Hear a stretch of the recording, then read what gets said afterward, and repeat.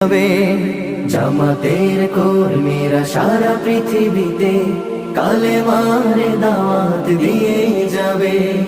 কোরআনের আলোকে সমাজ বিনির্মাণ, কোরআনের আলোকে সমাজ বিনির্মাণ, হাজার জুলুম বাধা উতরে যাবে। জামাতের কর্মীরা সারা পৃথিবীতে কালেমার দাওয়াত দিয়ে যাবে। জামাতের কর্মীরা সারা পৃথিবীতে কালেমার দাওয়াত দিয়ে যাবে।